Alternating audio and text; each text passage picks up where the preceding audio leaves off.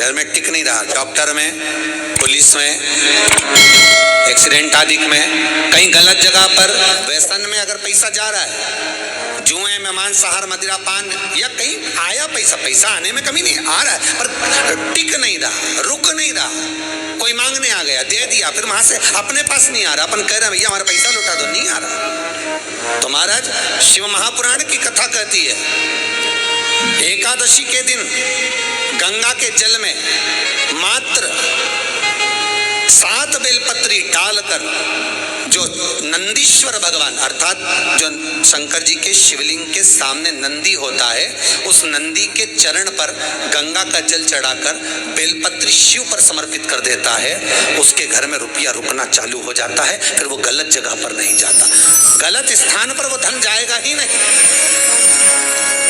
जल चढ़ाने जाओ 3 बार से बोलिएगा, फिर से बोलो स्वधा स्वधा स्वधा।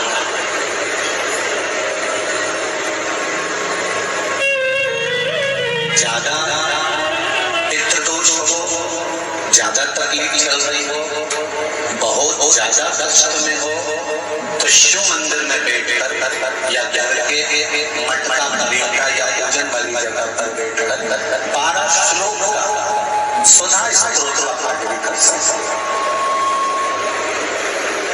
ये पार्वती जी की नानी सुधा।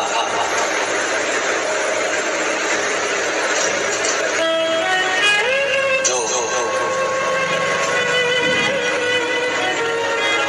भगवान शिव का अभिषेक करना, पूजन करना, विष्णु पुराण कहती है, श्रीमद् वल्लभाचार्य जी वर्णन करते हैं, मेरे वल्लभ कहते हैं कि वल्लभ कुल की एकादशी करो, भले बकरी जैसे चरो, पर एकादशी करो। हमारे यहाँ तो शास्त्र कहता है एकादशी का व्रत भी करो तो मुंह उतार के मत करो रे। कोई फूल अगर मुरझा जाता है तो भगवान को नहीं दिया जाता, कोई फल बेकार हो जाता है भगवान को नहीं दिया जाता। तुम्हारे व्रत वाले दिन तुम्हारा मुंह उतरा रहेगा तो भगवान उसको स्वीकार करेगा। इसलिए बकरी जैसे चरो और एकादशी करो। जेब में भर लो मूंगफली का दाना, काजू इधर, मूंगफली का दाना इधर, खिचड़ी भी बना लो, मोरधन भी बना लो, चिप्स तल लो, पापड़ तल लो, और जो पपीता, सेव, फल, केला जो है सब लिया फ्रिज पे, वॉशिंग मशीन नहीं खाएगी। सुबह आधा किलो दूध की रबड़ी बना के खा ली तो पति मन में सोचा फिर भी आवाज नहीं निकल रही, फिर अभी क्या खाएगी? खिचड़ी बनाई है और बादाम तल ली थोड़ी सी, और आधा किलो पपीता रखा था वो कतर लिया, और थोड़ा सा रायता बनाया बादाम का, अच्छा ठीक है, और चिप्स तल ली, और आलू भी तले हैं, ठीक है। फिर शाम को मोरधन की खीर और सेव फल, चीकू और आगरे का पेठा और राजगिरा की पूड़ी, ठीक है। फिर रात को अभी आधा किलो दूध मंगवाई, थैली गरम करके उसमें थोड़ी सी ड्राई फ्रूट्स डाल के मखाना पीस के उसकी खीर बना लो, बस केवल खीर नहीं, पपीता रखा है। पति भी बोला तेरे जैसा व्रत तो दुनिया में कोई नहीं। दंडवत है ऐसी एकादशी माता को जो इतनी जोरदार एकादशी करी है। फिर पूछा किसने बताई? सियोर वाला महाराज, याद रहे। फिर तो पति भी बोला खूब चरो एकादशी को, कौन मना करे, प्रेम से करे। भगवान शिव उस वट वृक्ष के नीचे जाकर विराजमान हुए। शंकर जी का नाम वटकेश्वर महादेव पड़ा। क्या नाम हो गया? जम के बोलिए, वटकेश्वर महादेव। फिर से बोलो, वटकेश्वर महादेव। एक बात याद रखना, अगर हमारे व्यापार नहीं चल रहा हो, दुकान धंधा पानी नहीं चल रहा हो, दुकान पर 24 घंटे बैठो तो व्यापार नहीं होता, घर में लक्ष्मी नहीं टिक रही हो, पैसा नहीं आ रहा हो, तो बड़ के पेड़ के नीचे पीपल के पत्ते के ऊपर बड़ के पेड़ के नीचे की मिट्टी को गीला कर कर पीपल के पान पर, पीपल के पत्ते पर एक शंकर जी के शिवलिंग का निर्माण करो। क्या बनाना है? शंकर भगवान का शिवलिंग। शिवलिंग बनाकर उसकी बटकेश्वर महादेव के नाम से पूजन करो। 7 बार कच्चा दही चढ़ा दीजिए। उस दही को थोड़ा सा चम्मच में उठा लीजिए। उस दही को लाकर जहां तुम्हारा व्यापार है, जहां तुम कमाने के लिए बैठते हो, दुकान पर बैठते हो, उस दुकान पर उस दही से स्वस्तिक बना दीजिए और इस पीपल के पत्ते पर जो बटकेश्वर महादेव का तुमने निर्माण करा है, इसको ले जाकर विसर्जन कर दीजिए। आपकी दुकान 3 महीने के अंदर धड़ाके से चलना प्रारंभ हो जाएगी महाराज। लक्ष्मी की कभी कमी नहीं आएगी। यह बटकेश्वर महादेव का पूजन है। कौन से महादेव है?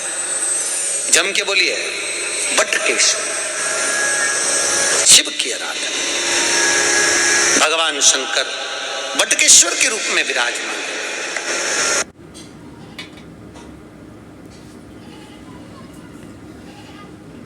में पड़ गया, कहीं मांसाहार में पड़ गया, कहीं व्यसन में पड़ गया, कहीं गलत काम में अगर कोई जा रहा है तो श्रम्भेश्वर महादेव के नाम से काली तिल भगवान शिव को समर्पित करी जाती है।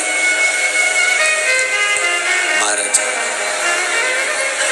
काली तिल को वापस उठा कर ले आते हैं। उसी काली तिल को जो मदिरा का नशा करने वाला होता है या जो गलत व्यसन में डूबा हुआ होता है, उसको वो सुबह के समय अगर नहीं खाता तो भोजन के साथ उसको दिया जाए। श्रम्भेश्वर महादेव।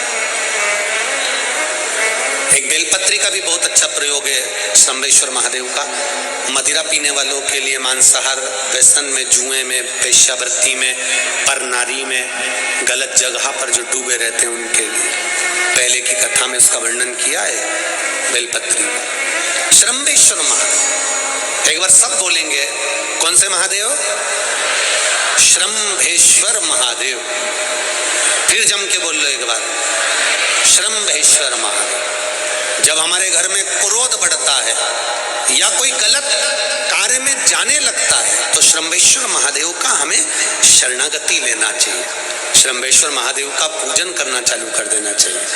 कई लोग कहते हैं महाराज जी श्रम्भेश्वर महादेव का मंदिर कहाँ मिलेगा, हम कहाँ पूजन करने जाए? कहीं नहीं जाना, तुम्हारे घर के पास में जो शंकर जी का मंदिर है वहीं जाओ, उसी देवालय में, उसी मंदिर में जाओ। श्रम्भेश्वर महादेव के नाम से जल चढ़ाना प्रारंभ करेंगे।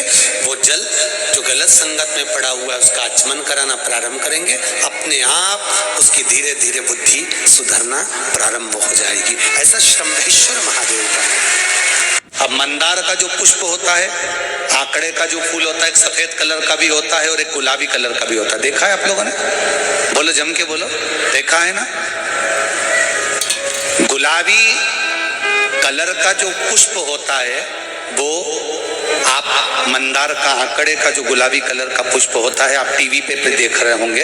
एक सफेद देख रहे होंगे, एक मंदार का गुलाबी फूल, नीला कलर का फूल देख रहे होंगे। जो नीला कलर का जो पुष्प होता है, गुलाबी कलर का जो आंकड़े का फूल होता है, प्रयास करना जब किसी विषम परिस्थिति में फंस गए, विषम परिस्थिति